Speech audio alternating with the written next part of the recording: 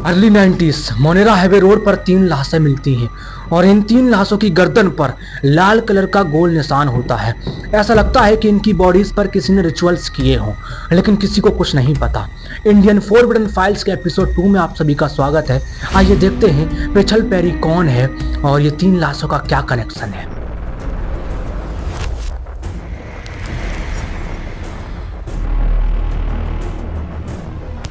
इस रोड पर ये पहली बार लाशें नहीं मिली हैं। इस पर न जाने कितनी बार लाशें मिल चुकी हैं और न जाने कितने सारे लोग इस रोड से गायब हो चुके हैं। कुछ लोग मानते हैं कि इस रोड पर पहले किसी का एक्सीडेंट हो गया था, इस वजह से उन इंसानों की इस पर आत्माएं भटक रही हैं और वही इन एक्सीडेंट को करवाती हैं। और बहुत सारे लोग इस रोड से गायब हो चुके हैं, तो लोगों का मानना ये भी है कि वही भूत प्रेत आत्मा गायब कर देती हैं। और कुछ लोगों का मानना ये भी है कि रोड सही नहीं है, इस वजह से ज़्यादातर इस रोड पर एक्सीडेंट होते हैं। अब पता नहीं क्या सच है। होता क्या है, पति पत्नी और एक उनकी बेटी, वो लोग जा रहे होते हैं। अब इस रोड को ज़्यादातर लोग शॉर्टकट के लिए इस्तेमाल करते हैं कि जल्दी पहुंच जाएं। कुछ लोगों की तो मजबूरी रहती है कि मजबूर हैं इस रोड से जाने के लिए। कहीं किसी की तबीयत ख़राब है, कोई जल्दी जाना चाहता है तो वो निकल पड़ते हैं। लेकिन कुछ लोग इतने ज़्यादा ख़राब होते हैं कि बस हमारा भूत क्या ही बिगाड़ लेगा, बस ये सोचते हैं और उस रोड को चुन लेते हैं। लेकिन वही बात होती है ना कि जिसको ज़्यादा उत्सुकता रहती है उनकी बैंड बजनी पक्की रहती है। होता क्या है, इस रोड पर ये पति पत्नी और इनके बच्चे ये जा रही होते हैं शॉर्टकट लेकर, लेकिन इनका एक्सीडेंट हो जाता है। और एक्सीडेंट इतना ज़्यादा भयानक होता है कि इनके चेहरे भी समझ में नहीं आते कि आखिर ये कौन है।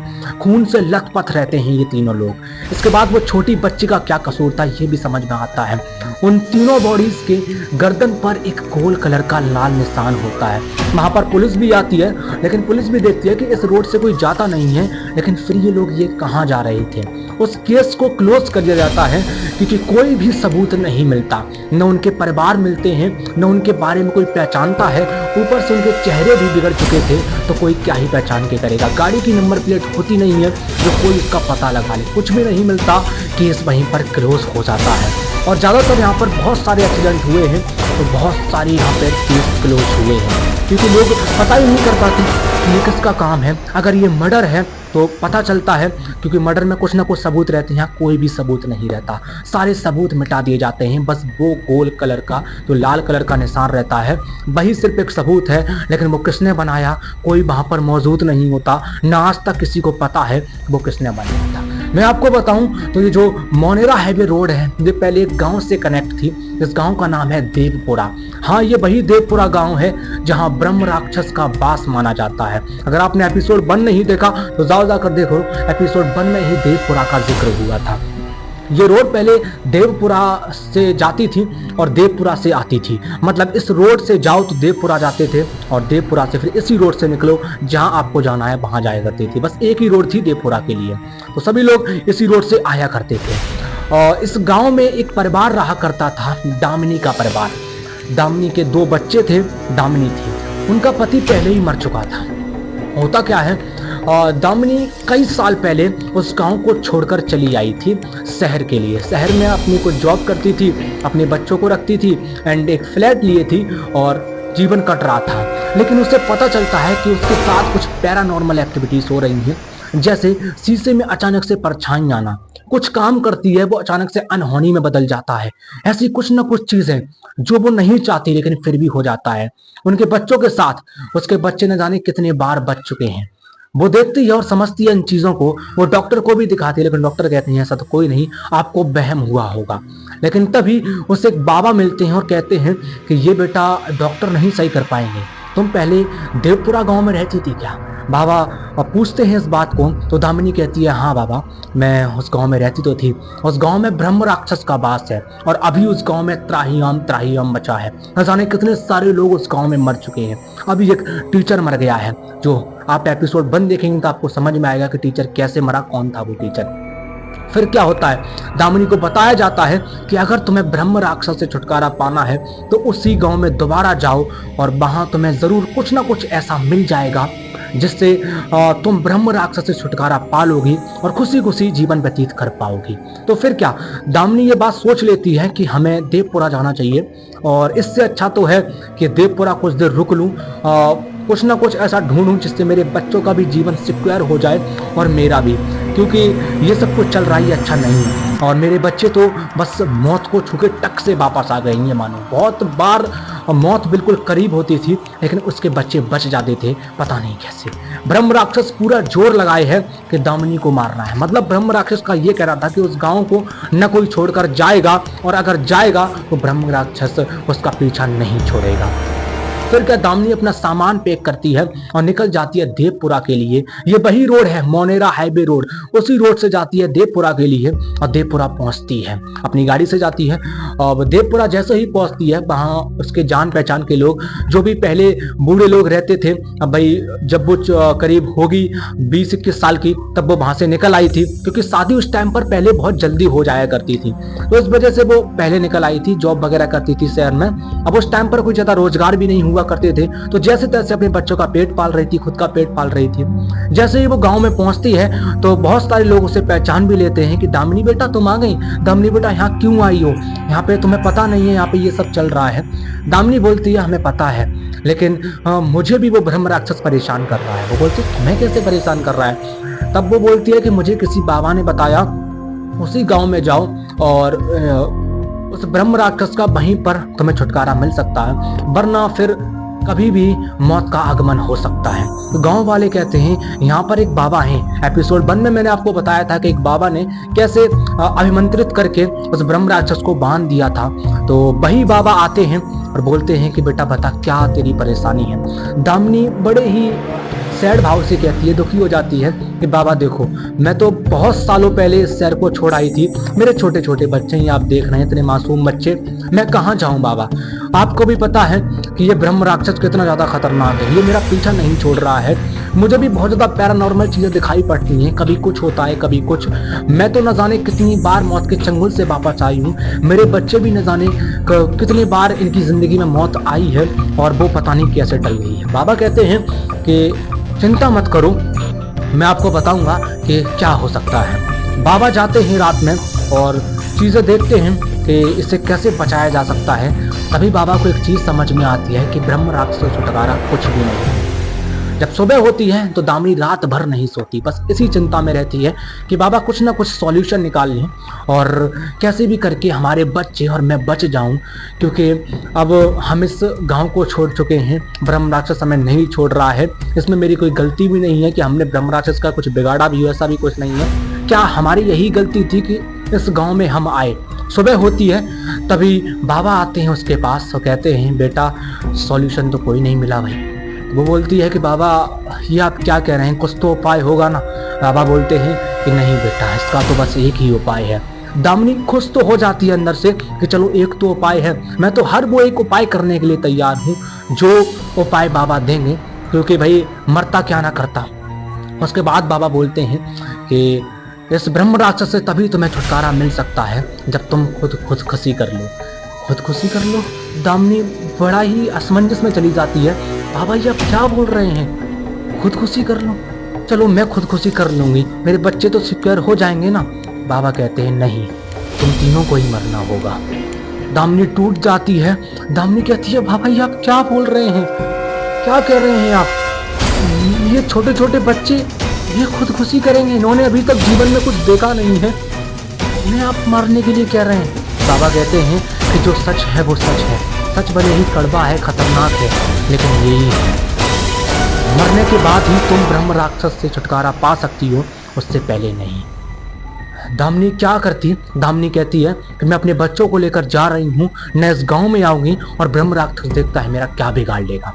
वो गुस्से में अपनी गाड़ी स्टार्ट करती है और निकल पड़ती है। वही मोनेरा हाईवे रोड से जाती है और उसके मन में बार बार यही चीज़ें चल रही थी कि बाबा ने कहा है तो कुछ ना कुछ ऐसा होगा, क्योंकि उस गांव में वो बाबा बहुत ज़्यादा पुराने हैं और वही बाबा अभी तक उस गांव को बचाए हुए थे, तो कहीं ना कहीं उनकी भी बात माननी सही थी। लेकिन खुदकुशी करना ये क्या था? इससे तो दामिनी पूरी टूट चुकी थी और अब उसे कुछ समझ नहीं आ रहा था, तो वो शहर के लिए वापस निकलती है और इसी रोड से बुरी तरह गाड़ी भगा रही थी।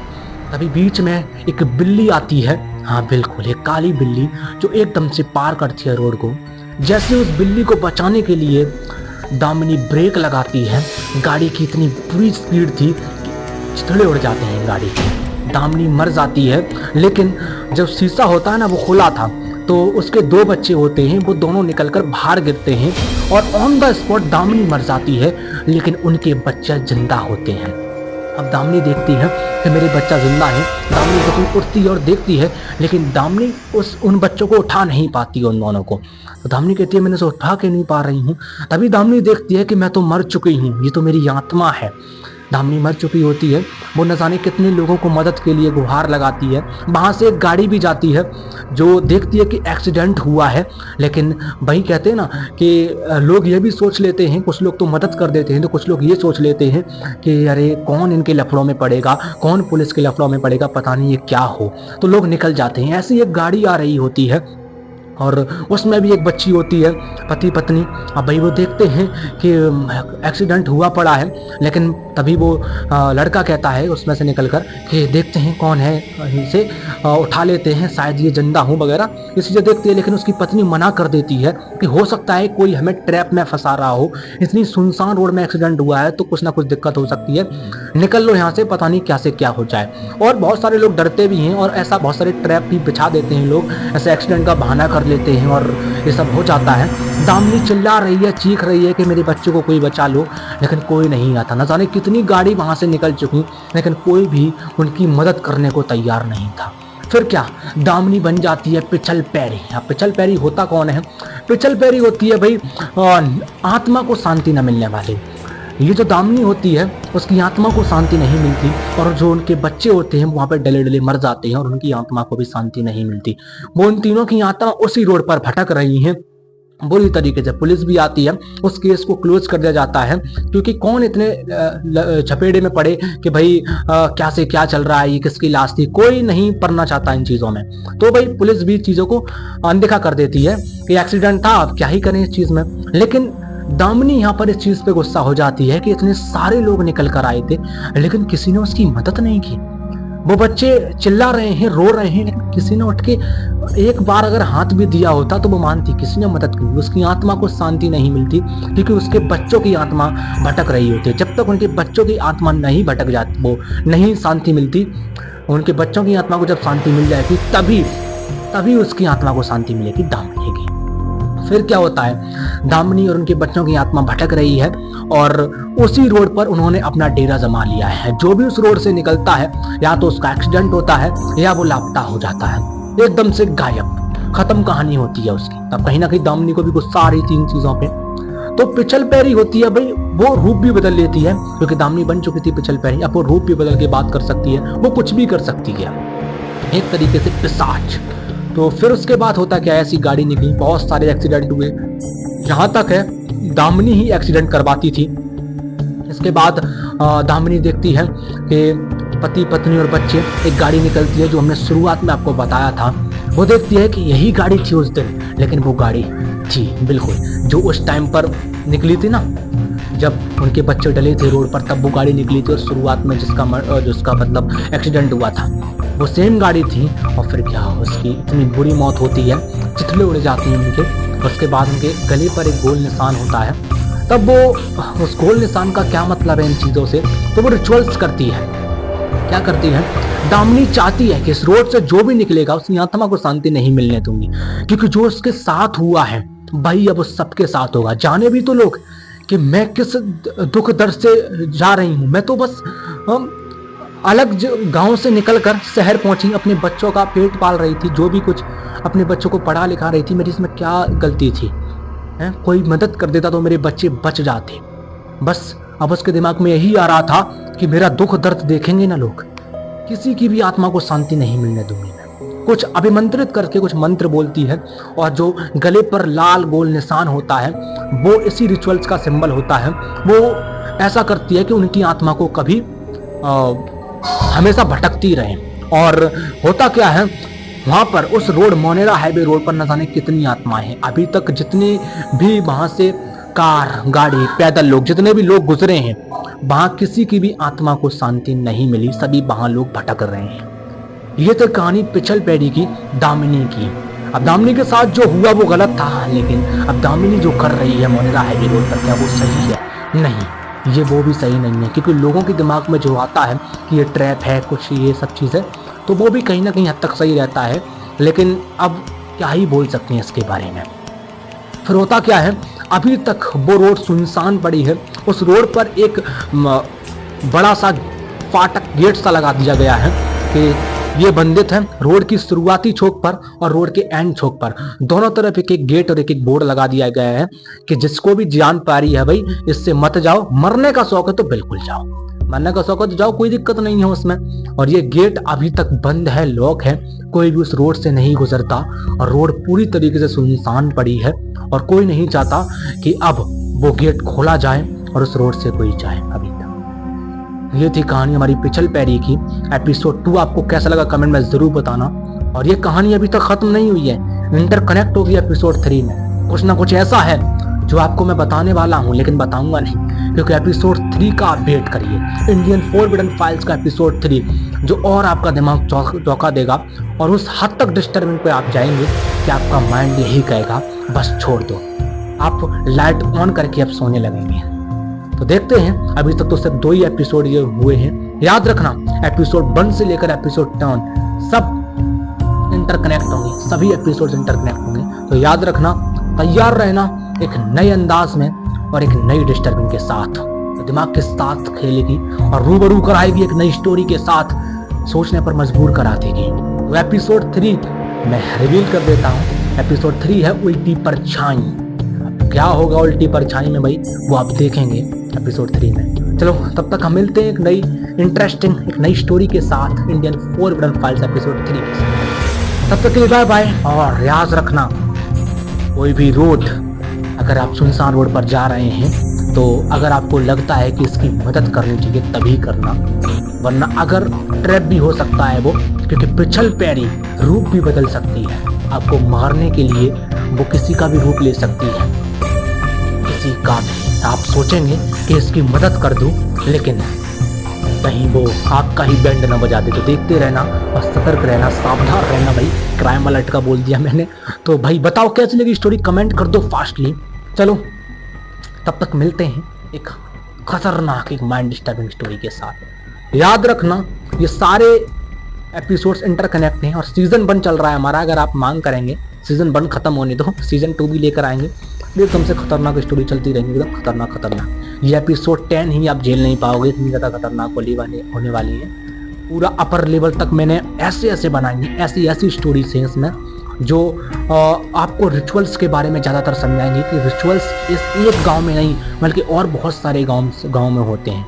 आपने एपिसोड 1 देखा था, ब्रह्म राक्षस जो भी रिचुअल्स करता था, जो एक ज्ञानी, एक संत ज्ञानी ब्राह्मण जो भी हो गया, उसने गलत इस्तेमाल किया अपनी शक्तियों का। तो ऐसे ही आप एपिसोड 1 नहीं देखा तो जाओ जाकर देखो, डिस्क्रिप्शन में अगर लिंक मिल जाए तो उससे देख लेना, वरना चैनल पर तो है ही अवेलेबल। पूरी प्लेलिस्ट बना दी है मैंने, तो जाओ जाकर एपिसोड 1 उसी में मिल जाएगा, प्लेलिस्ट में चेक कर लेना। इंडियन फॉरबिडन फाइल्स सीजन 1 लिखा है। और मैं आपको बताऊं कि कोई भी व्यक्ति, किसी की भी अगर स्टोरी है, जैसे किसी के साथ कुछ पैरानॉर्मल घटा हो, किसी के भी साथ कुछ हॉरर, कोई इतना ज़्यादा डर गया हो, किसी के साथ ऐसा कुछ हुआ हो जिस पर यकीन न किया जा सके, तो ऐसा कुछ भी हुआ हो तो जीमेल भी है मैंने डिस्क्रिप्शन में। अगर आपको न मिले, वैसे डिस्क्रिप्शन में मिल सकते हैं, न मिले तो आप चैनल के बायो में देखो जाकर, चैनल के बायो में लिखा हुआ है सब कुछ कि किसी के साथ ऐसा कुछ घटना हुआ हो, किसी के साथ कुछ भी ऐसी चीज़ है जिस पर यकीन न किया जा सके। ईमेल भी लिखा है नीचे, तो जाओ जाकर ईमेल पर आप स्टोरी पूरी पेस्ट कर दो और मुझे दो, मैं अगली वीडियो उसी पर बनाऊंगा। हाँ बिल्कुल, जैसे ही आप स्टोरी लिखेंगे स्टोरी आ जाएगी, तो तैयार रहो, आपकी भी स्टोरी में नरेट करूंगा। और भाई हिमांशु फाइल्स में यही रहता है, सबके साथ चलेंगे और सबकी स्टोरी यहाँ सुनाएंगे और डर का माहौल बनाएंगे, क्योंकि मुझे तो डर का माहौल बनाना ही है। और मुझे पता है ये स्टोरी सुनने के बाद आपको भी डर लगा होगा। तो देखते हैं किसके साथ क्या घटित हुआ है, किसके साथ क्या घटना हुई है और कितनी खतरनाक हुई है। क्या मैं ही महसूस करता हूँ इन चीज़ों को कि आप भी महसूस करते हैं, कमेंट में ज़रूर बताना। और कभी कभी जैसे ये सीज़न ख़त्म होगा तो मेरे साथ भी कुछ ऐसी चीज़ें हुई हैं जो मैं महसूस करता रहता हूँ, तो वो भी मैं नरेशन करूँगा और देखते हैं क्या होता है। तो मिलते हैं एक नई स्टोरी के साथ, एक नए एपिसोड के साथ। तब तक के लिए बाय बाय, और डर कायम रहना चाहिए।